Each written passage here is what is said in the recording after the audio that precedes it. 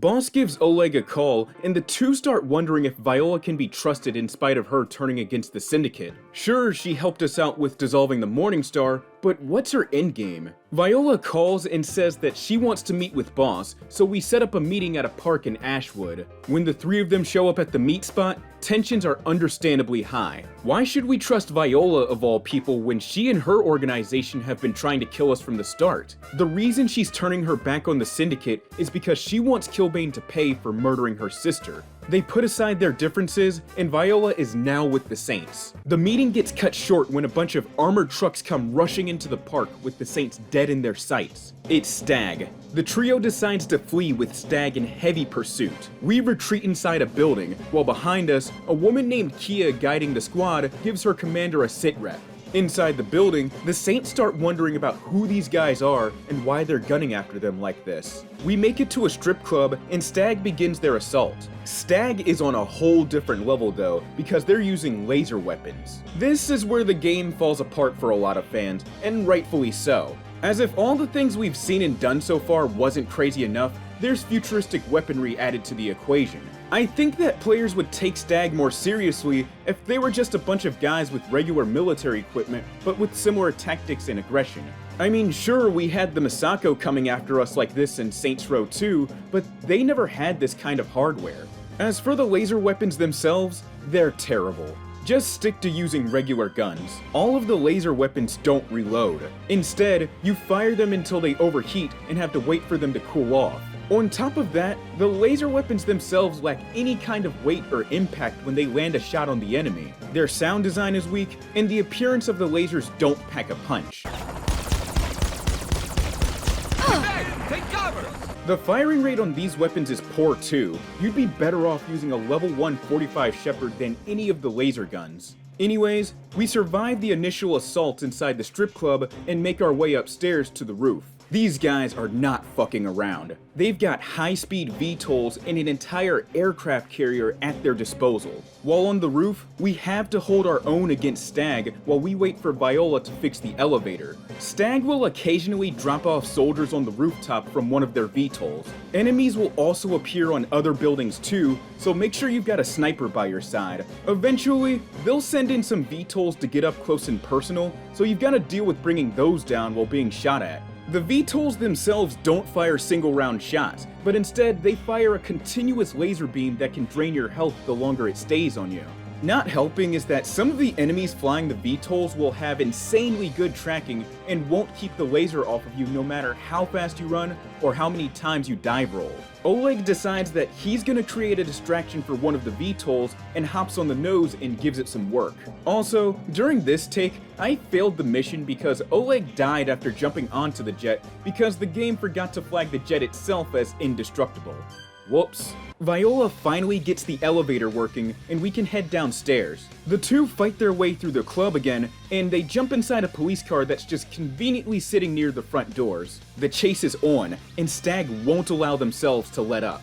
Remember those armored trucks from the opening cutscene of this mission? They're equipped with turrets that can fire lasers and hit harder. It's best to put a lot of distance between you and the trucks, and don't try to fight these guys off either. Just haul ass. During the chase, Boss and Viola start speculating on who Stag is and why they're gunning for them on a scale like this. They may not know it, but these guys are funded by none other than the federal government. Shondi phones us and says that Stag is all over the city and they're going after anyone and everyone who's in a gang. Right now, Shondi and crew are running for cover. Viola and Boss make it back to HQ safely, and all is good. For now. Aboard the Stag aircraft carrier, the Thermopylae, Commander Cyrus Temple is holding a Q&A about the Stag initiative at a press conference. For starters, Stag stands for Special Tactical Anti-Gang. Cyrus himself confirms that Steelport is being indefinitely occupied by these guys, with the full support of Mayor Reynolds. When asked about how Stag will impact the daily lives of Steelport citizens, Cyrus goes and tells a story about Jessica, you know, the chick from the last game we tricked Marrow into killing. He recaps her life story and says that if that were our daughter, how far would everyone want for Stag to go? He pretty much just dodged the question. Hey Commander Temple, how will Stag impact our daily lives? Daily lives? You want to hear a story about some chick who got crushed by a monster truck? Looks like Cyrus Temple took notes from Dane Vogel in The Art of Dodging Questions. So Stag is now occupying Steelport, which is gonna have an effect on the open world. For starters, later on in the Stag arc, if you go to downtown, you automatically get level 1 notoriety from the police. The thing is that this happens even if you decide to reload a save and spawn at Saints HQ. Secondly, depending on where you're at in the city, Stag will come after you at level 1 police notoriety, which means that you've got to put up with getting pelted by laser rounds even at the lowest level. I like that Stag's presence could be seen and felt throughout Steelport. You can really feel these guys putting the screws to not just the Saints, but the other gangs in the city. I wish they took this a bit further by closing down some of the Planet Saint stores around Steelport and forcing the player to unlock them by doing a side mission or attacking a Stag base. Maybe even reward the player with unique clothing or discounts for reopening the store. This sounds like a good idea until you realize that that would mean dipping our toes into Ubisoft territory. Despite that, it's not a totally horrible idea. I also wish we could see some unique interactions between Stag and the other pedestrians. Have them doing stuff like hassling civilians or gang members, making them get on the ground, or having them face a wall while they do something else before taking them in. Stag as an enemy faction has somewhat won me over, it's just that I think they should have regular military hardware instead of all these futuristic weapons and stuff. The inclusion of future tech is arguably Saints Row 3's greatest weakness. The weapons themselves are the straw that broke the camel's back in completely destroying the game's tone and atmosphere. Up until now, we the player have seen stuff like buff giants with the strength to lift cars and cloning facilities. Before we're introduced to Stag, the game was already pushing it with some of the wild things you'd see and come across. Even with everything I previously mentioned in mind, the introduction of future technology in this game isn't good because they're thrown in haphazardly with little preparation given to fans of the past games. Now I get that the writers of this game wanted Saints Row to stand out in the overcrowded open world genre, but this is just too much. You could give Stag regular military equipment and almost nothing would change. The first mission with Stag is where a lot of fans would roll their eyes in annoyance and reluctantly press on, or drop the game completely. The cloning facility was already enough. The future guns is too much. Volition had a chance to course correct all this in Saints Row 4, but without saying too much, that game is pretty much the point of no return for them and this franchise as a whole. Sometime later, Boss gives Pierce a phone call and warns that Saints HQ might be compromised. Pierce doesn't sound too concerned, so Boss decides to drive over and get things under control. At HQ, Boss tells Pierce and Oleg that it's time to pack our things and move out. Not before fucking up this high-stakes game of chess, though. Pack it up, we gotta move. I got 20K on this game. Damn! Now it's a draw. While Pierce and crew are loading the trucks, Boss is gonna create a distraction for Stag so that they've got time to move their stuff around. After running through a Stag outpost, Boss hijacks a VTOL and kicks off the plan. I'm a big fan of flying VTOLs in this game. These things possess two modes of flight, hover mode and jet mode. Hover mode allows you to slowly move around in the air, and this is good for when you need to take proper aim at a target. Jet mode is pretty self-explanatory. You zoom around at hundreds of kilometers per hour. The weapons that VTOLs come equipped with are rockets and that laser beam from earlier. The rockets are just that, rockets. You can also hold down the fire button to adjust how much power you want behind that shot. There's also a lock-on system at play here too, functioning the same as the lock-on from the Annihilator RPG. Now that we have a VTOL, the game needs us to seek out several Stag outposts and destroy them while Pierce and the convoy gets moving. In the middle of our reign of terror, Pierce tells us that the convoy ran into a Stag roadblock and he needs us to fly over there to clear it out. The roadblock is destroyed, and Boss continues flying around Steelport and making life a living hell for these guys. Radio chatter from the flight computer suggests that they're scrambling around trying to find out who's piloting the rogue VTOL. There's a wonderful sense of schadenfreude just from listening to these guys sweat. I also love Boss's attitude during this mission because he's taking a lot of joy from picking a fight with Stag. Boss loves a good fight, especially from enemies bigger than the police and the gangs themselves. In the last game, when Masako Hit Squad started seeking out and trying to kill the Saints, Boss took this as a challenge, and he used the conflict with Ultor as a chance to have some fun while crippling them at the same time. He does this by making it expensive for Ultor to come after them, and eventually destroying and exposing Ultor's secret R&D facility. Let it be known that if you're some kind of paramilitary or mercenary faction that wants to clash with the Saints, you'd better be prepared for a war like no other. Boss is not the type to go down without a good fight. So during the course of this mission, make sure to stay high in the air and minimize any damage the VTOL takes. Enemies on the ground will be coming after you with tanks and truck turrets. If you have to lose your aircraft, make sure you're near one that's grounded. If you lose your VTOL and there are none around, you're better off restarting from your last checkpoint because the streets are too hot.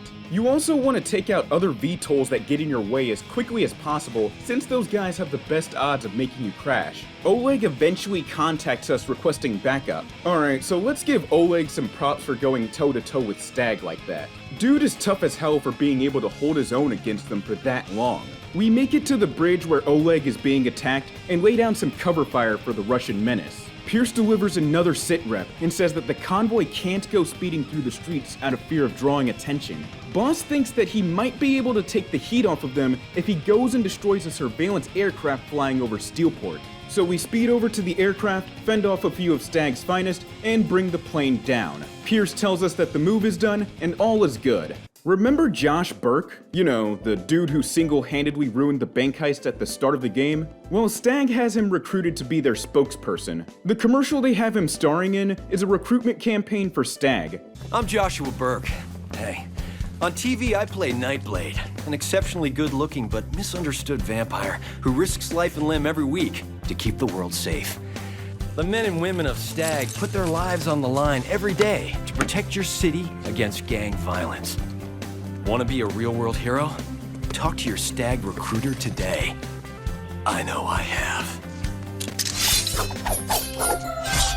At a conference room, Cyrus and Kia are on the phone with Senator Monica Hughes, and they're not huge fans of the ad campaign. Monica says that this is a hearts and minds strategy, but Cyrus wants her to authorize something called the Daedalus. Monica refuses and tasks them with ensuring the safety of Josh. The whole plot point about the Saints being forced out of their own headquarters out of fear from Stag feels pretty pointless once you realize that you can continue using that crib like normal. I think this crib should have been locked, and the Saints should have been given a new crib somewhere else outside of downtown after this mission. I get that players love the downtown crib, and as a developer, you don't want to rip something like that away. But if you want to sell the idea that the Saints fear for their safety, then make Saints HQ inaccessible for the time being. Letting the player freely access this crib after the fact takes the wind out of everything we did just now and makes this mission as a whole feel pointless. Boss contacts Kinsey asking if she's got any info on the Deckers, which she does. However, Kinsey doesn't want to make a move against the Deckers yet,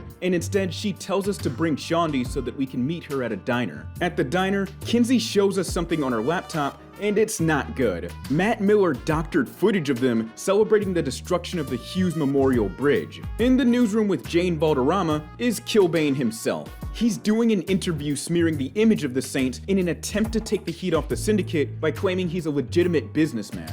The broadcast location is undisclosed, and Kinsey sends us out to track it down. We're put on a 16-minute time limit, and the game needs us to get to a nearby helicopter. While we're flying, we get to listen to the interview with Kilbane. It starts off with Kilbane explaining the reason behind his other nickname, the Walking Apocalypse. He says that the name isn't intended to frighten, but instead to inspire fans to rise above the existence of being a regular man.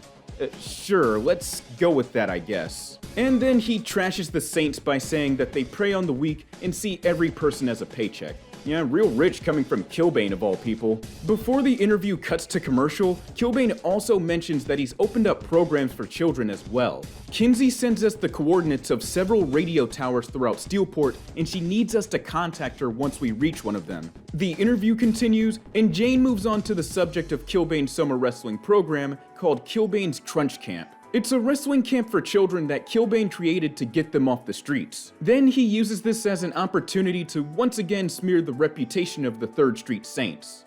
It's a 2-month summer program that gets kids off the streets and into the ring. There's been some concern from parent groups. Well, that's because parents are pussies.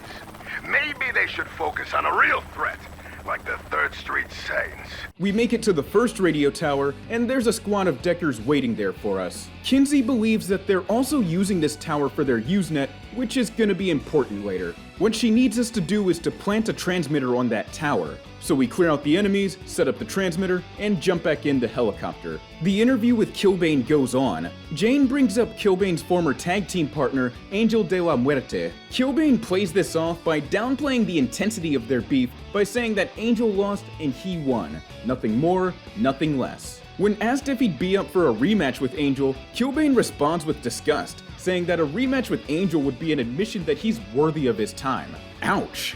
Gotta give Killbane some credit for being skilled in the art of disrespect. Speaking of disrespect, I forgot to mention the level of audacity that Killbane has. This nigga and his crew followed the Saints for presumably miles on end to Stillwater just so Killbane could assault the Saints' funeral procession. That is some next level hating. This also marks the second time that Johnny Gat has been attacked at a funeral. Shogo may have attacked the Saints during a burial, but Killbane manages to one-up him and attacks a fucking funeral procession. The duo arrives at the second tower, and we've got some enemies to tackle. Shondi wonders how the Saints are gonna handle such a smear campaign, since everyone thinks that they blew up a bridge. Boss thinks that the Saints' PR department can handle this, but something of this magnitude, that's gonna be an uphill battle. I mean, if Saints Row 3 took place in today's world, the PR department would just type out some heartfelt statement that vaguely addresses the incident at the bridge. Also, Monica was standing just meters away from the funeral procession,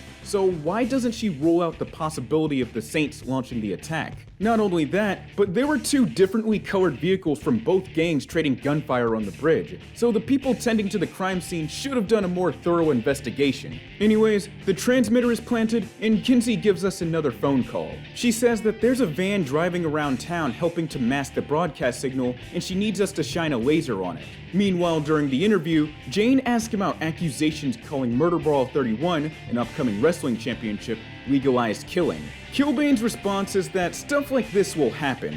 When asked about those whom have died there, And what of those who've died at the event? Murder Brawl isn't for the weak. Jump on a grenade and you have to expect the blast to tear you to meaty, blood-soaked pieces. There may be children listening. Right.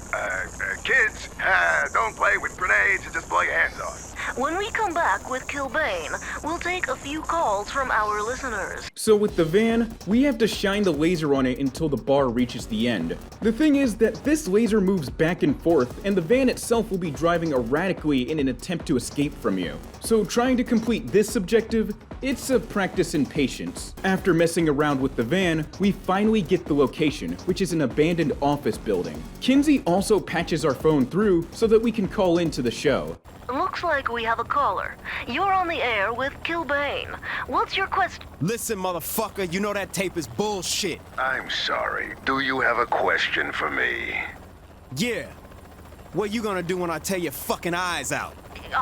Perhaps this has gone just a bit too far. I'm not sure that's a question either. It sounds more like a threat. Very astute. Okay, we need to... Ooh, someone talked to a washed-up wrestler, and now they think they can cut a promo. I'm gonna break it down for you, Eddie. No one calls me that! Now, say what you want about threatening someone over the phone, but when it's someone like Boss doing that, you know, the person with the capabilities to follow through on those threats, you can't help but appreciate the badassery on display. Especially since we're moments away from taking out Killbane. Boss and Shondi make it to the building and take out everyone guarding the interview room. Killbane is long gone, so we decide to ask Jane where he fled to. Jane says that he mentioned something about heading north, so the duo jumps back in the helicopter and scour the streets for him. They finally track down his vehicle, and then... Gotcha. Damn it! What did you do? What did I do? I don't fucking know! Learn to fucking fly!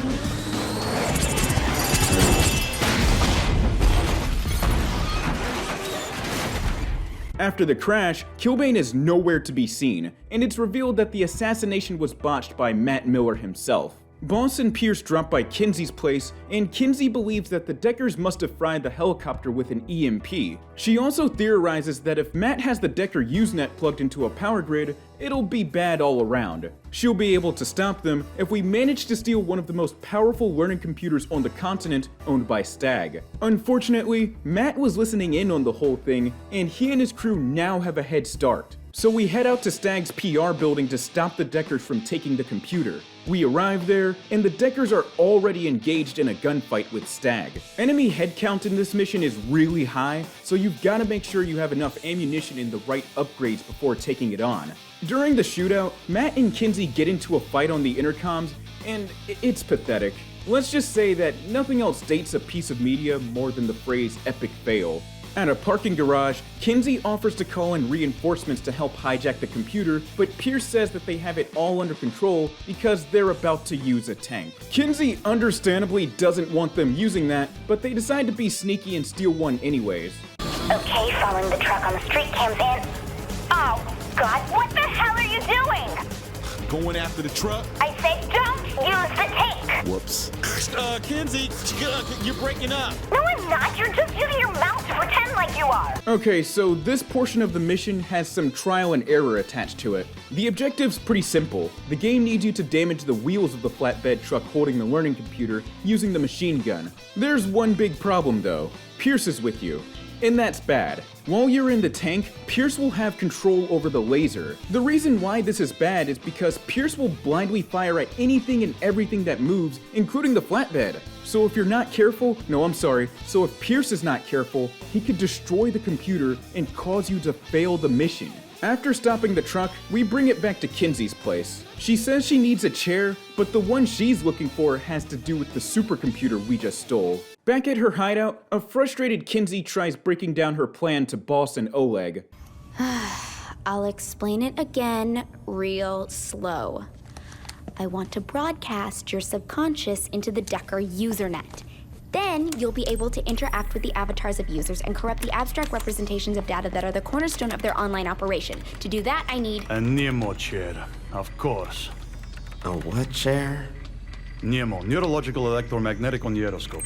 The KGB destroyed the only one in existence. Turns out that the Deckers have the only Nemo chair in existence and will be able to find it at this nuclear power plant over in Burns Hill. The reason why we can't just snatch the chair and leave is because its circuitry could get messed up while we try taking it off the power grid. Also, I love Kinsey even more now. You're not into classical, are you? God, no. So what do you listen to? Hardcore gangster rap.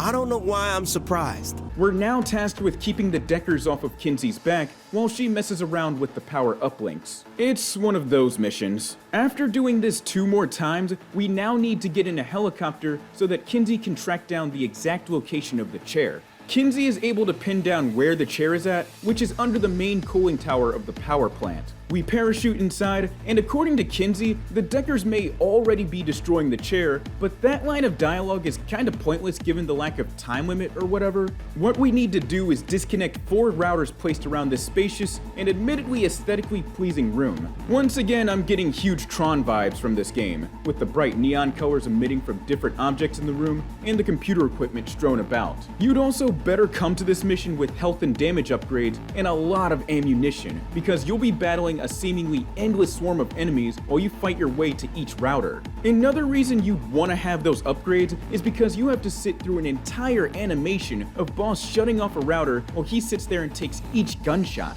After shutting down all the routers, the Nemo chair finally belongs to us. And as a reward for completing this mission, we've unlocked the Burns Hill reactors as a crib. You're still restricted to the penthouse area.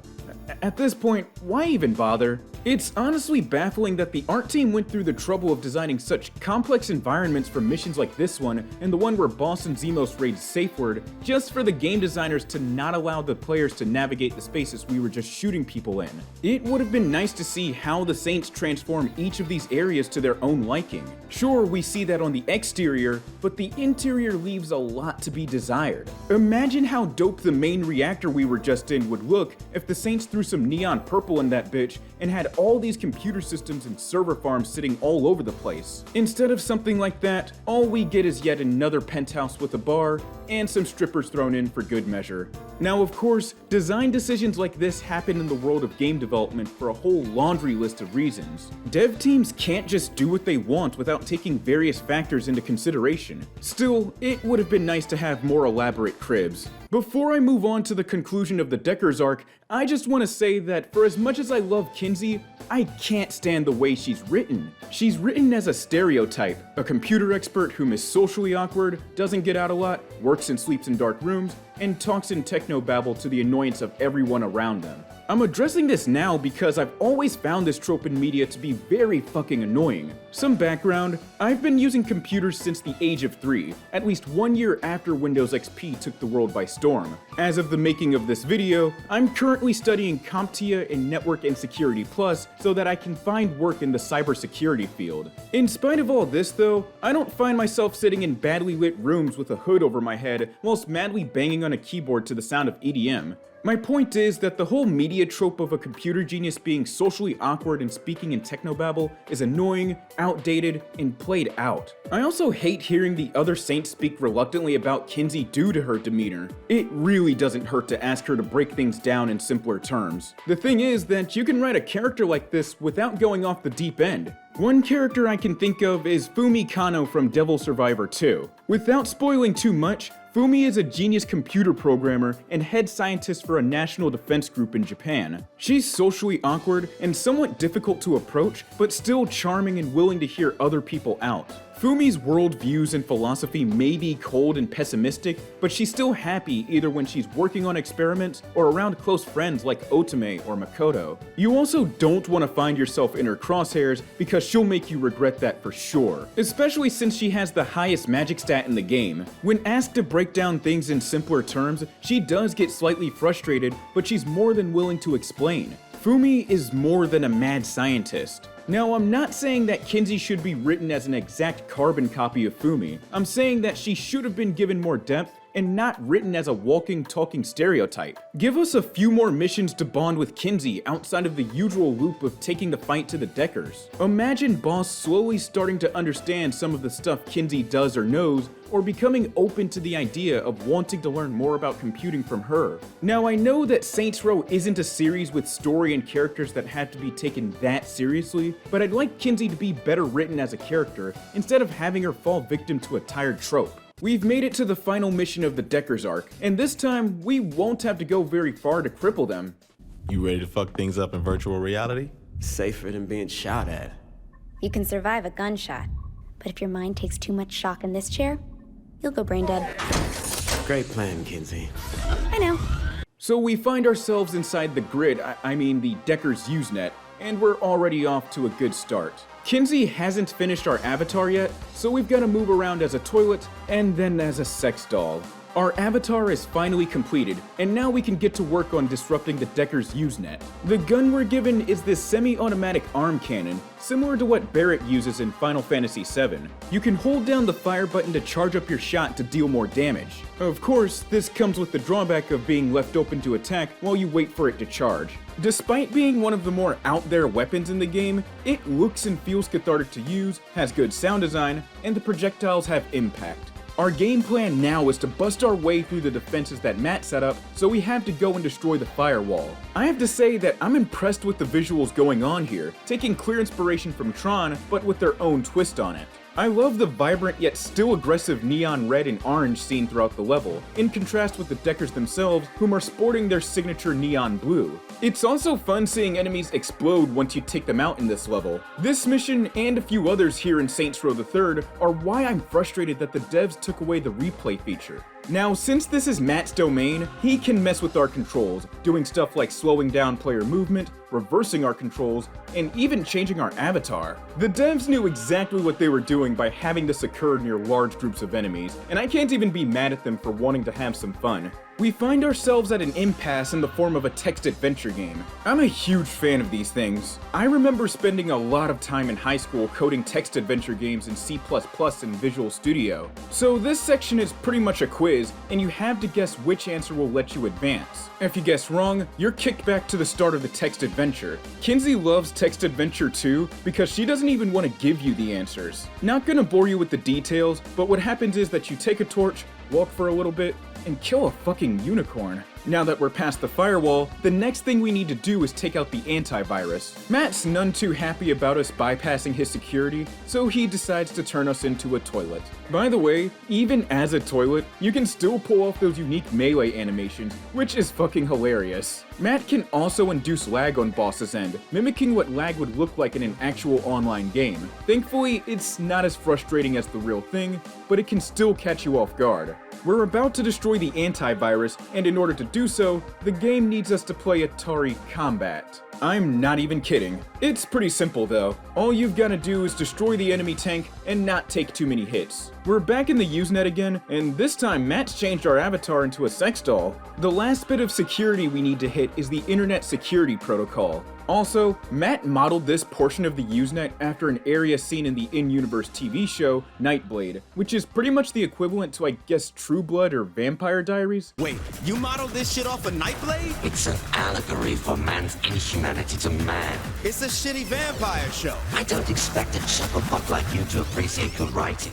I can't really talk too much shit about Matt's taste in entertainment because I remember being 14 and thinking that Beyond Two Souls was deep. The program kernel panics and then we're brought back to the Usenet. Before I get to the fight, let me remind you that this is the only boss battle we get in Saints Row III. It's a huge shame because Saints Row 2 did a good job with giving each major player a unique boss fight. With Veteran Child, you had to stun him with flash grenades in order to shoot him without hurting Shaundi. Jinichi's boss fight was awesome because it altered player movement and forced you to time your attacks. I think it's fair for fans of Saints Row 2 to expect more unique boss fights with the main antagonist of Saints Row 3, especially with the way Volition was hyping them up. Now that I think about it, Matt and Killbane don't even have their own second-in-commands, and that sucks because we could have been given some unique boss fights and more interaction between the antagonists. Matt's nowhere to be seen, until he tries ambushing us while rocking this really dope design. The fight starts, and Kinsey needs us to survive against Matt until she finishes copying his avatar. Matt just flies around the arena firing projectiles whilst changing up our behavior.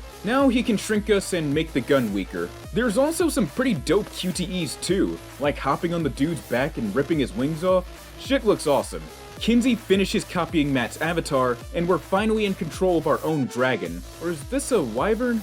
The controls have changed too. While the R2 button is a basic melee swipe with the sword, hitting L2 will have boss jump high in the air and dive bomb the ground with a spinning sword strike. L1 lets you do a quick dash, and R1 will let you shoot flames from your mouth. This is pretty awesome. I wish the Decker Usenet was used as an activity the same way cyberblazing was. Matt gets cold feet and hides for a bit while he sends his soldiers to try and take us out. He comes back to the arena and now we're on even footing. I don't know why, but for some reason I'm reminded of Digital Devil Saga during this portion of the fight. Matt can still teleport, but he can't fly around like he did at the start. He still has those basic sword swipes and the same projectiles as before. We're then put through a QuickTime event that results in a sword battle that's choreographed pretty damn good. The fight ends, and we finally confront Matt Miller himself. Bye, Matt. I can clear your name. Prove that you didn't destroy that bridge. I'm sure Kinsey can figure it out. I literally have the world at my fingertips. It's a little vague, Matt. Gotta do better. You tell me the name of a company, and it becomes the property of the Saints. You get your empire back, and I get to walk away. Kid, now we talking.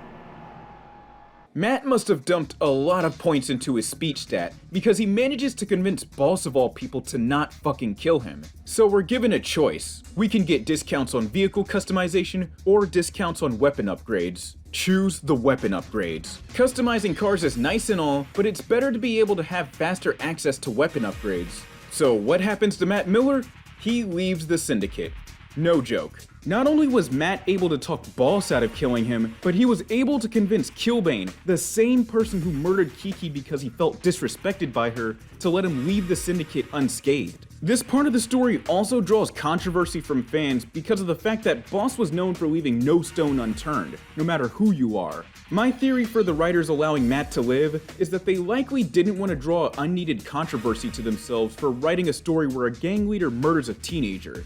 Given the fears that Volition had when making the first game, I could kind of see where they're coming from. At the same time though, I do think that such a fear is silly because you've got shows like The Wire, where countless teenagers and young adults are violently murdered in damn near every episode of the show. This issue, if it was an issue in the first place, could have been avoided by making Matt a young adult, roughly the same age as Shogo. Anyways, Matt's talking with Killbane, who's disappointed that he's leaving because they'll lose out on some IT people. The thing is that Killbane's actually proud of Matt for sticking with him even after Phillipe died. Despite this, Matt feels like it's time to move on, and he's upfront with Killbane about the fact that he's scared of dying. Killbane understands Matt's worries and allows him to leave with his life. Listen, Killbane may be a warmonger who doesn't care about the rules of engagement, but he's not a total monster.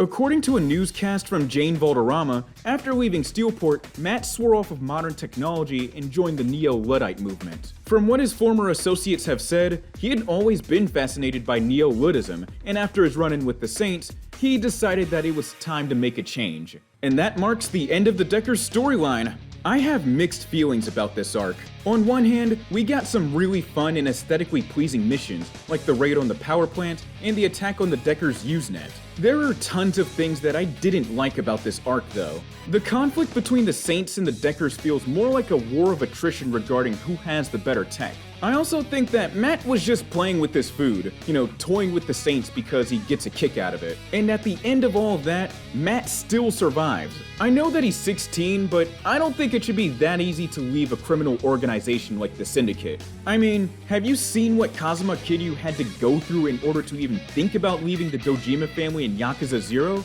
What's also weird is that the whole plot point about the Saints being blamed for the bridge attack hardly ever comes up again. We don't even get a reaction from Monica Hughes regarding the fake video of the Saints at the bridge. I think that a few missions should have been dedicated to the Saints trying to clear their name.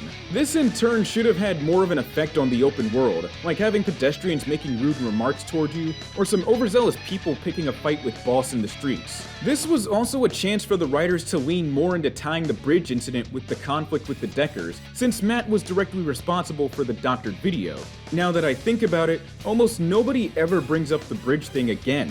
You'd expect a lot more people, especially the other Saints, to be talking about it. Was there gonna be a plot where we deal with public backlash and accusations of terrorism? This is yet another prime example of the game's story introducing something and not doing much or anything at all with it.